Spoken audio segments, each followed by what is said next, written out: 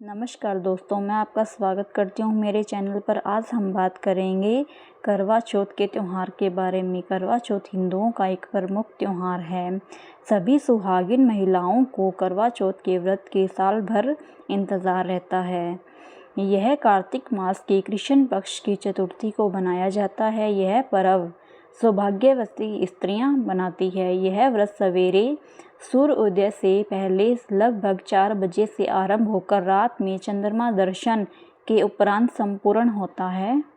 ग्रामीण स्त्रियों से लेकर आधुनिक महिलाओं तक सभी नारियां करवा चौथ का व्रत बड़ी श्रद्धा एवं उत्साह के साथ रखती है। शास्त्रों के अनुसार यह व्रत कार्तिक मास के कृष्ण पक्ष की चंद्रोदय चतुर्थी के दिन करना चाहिए। पति की दीर्घायु एवं अखंड सौभाग्य की प्राप्ति के लिए इस दिन गणेश जी की अर्चना की जाती है। करवा चौथ में भी संकटी गणेश चतुर्थी के जैसे दिन भर उपवास रखकर रात में चंद्रमा को अर्घ्य देने के उपरांत ही भोजन करने का विधान है।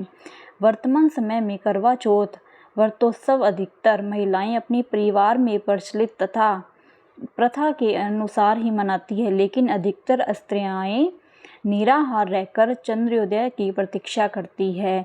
कार्तिक कृष्ण पक्ष की चतुर्थी को करक चतुर्थी व्रत करने का विधान है। इस व्रत की विशेषता यह है कि केवल सौभाग्यवती स्त्रियां ही नहीं बल्कि इसको कुंवारी कन्याएं भी अच्छे वर की प्राप्ति के लिए रखती है। स्त्री किसी भी आयु, जाति, वर्ण, संप्रदाय की हो, सबको इस व्रत को रखने का अधिकार है। जो सौभाग्यवती स्त्रियां अपने पति की आयु, स्वास्थ्य व सौभाग्य की कामना करती है वे यह व्रत रखती हैं।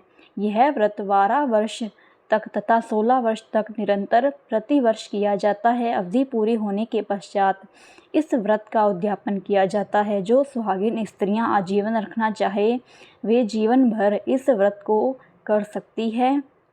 इस व्रत के समान सौभाग्यदायक व्रत अन्य कोई दूसरा नहीं है। अतः सुहागिन स्त्रियां अपने सुहाग की रक्षा के लिए इस व्रत का सतत पालन करें। इस साल करवा चौथ का व्रत 13 अक्टूबर को रहेगा तथा चांद की टाइमिंग 8:10 पर रहेगी। पूजा का शुभ मुहूर्त 6:01 से लेकर 7:15 तक रहेगा। इस दिन सूर्योदय से पहले ही नहा लेना चाहिए तथा पूजा करनी चाहिए। सूर्योदय के बाद भगवान सूर्य को जल चढ़ाना चाहिए तथा अपना व्रत धारण करना चाहिए। सभी सुहागिन महिलाओं को तथा सभी व्रती महिलाओं को चौथ माता की कहानी सुननी चाहिए तथा पहले हमें घर पर ही एक गाय की गोबर की चौथ माता बनानी चाहिए। गाय के गोबर की चौथ माता बनाना अति शुभ माना जाता है।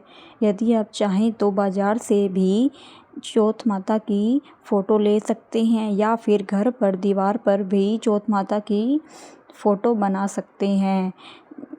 चौथ माता की पूजा करनी चाहिए तथा चौथ माता की कहानी सुननी चाहिए। सुनते समय हमें एक घी का दीपक जलाना चाहिए तथा रोली, मोली, चावल आदि अपने पास रखने चाहिए तथा मिट्टी के 2 कलश लेने चाहिए और गेहूं के दाने और गुड़ लेने चाहिए।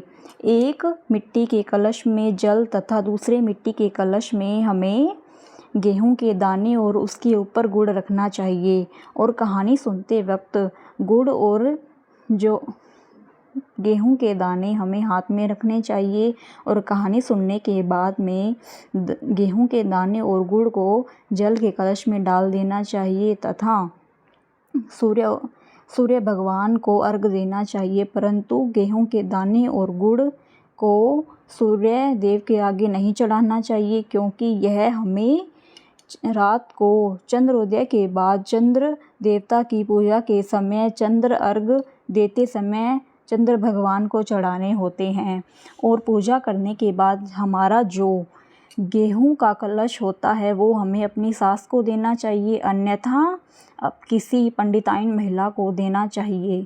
इस व्रत में माता गौरी को 16 श्रृंगार चढ़ाना अति शुभ माना जाता है तथा हम चाहे तो सुहागिन महिलाओं को भी 16 श्रृंगार भेंट कर सकते हैं। यह अति शुभ माना जाता है। रात्रि में चंद्र अर्घ देने के बाद हमें ये व्रत अपने पति के हाथ से ही खोलना चाहिए।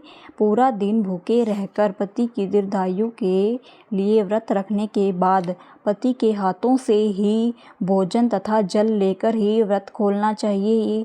यह अति शुभ माना जाता है। मित्रों, आपको मेरे द्वारा दी गई जानकारी कैसी लगी? अगर आपको मेरी वीडियो अच्छी लगी है तो प्लीज़ मेरा चैनल सब्सक्राइब करें और मेरी वीडियो लाइक करें। धन्यवाद।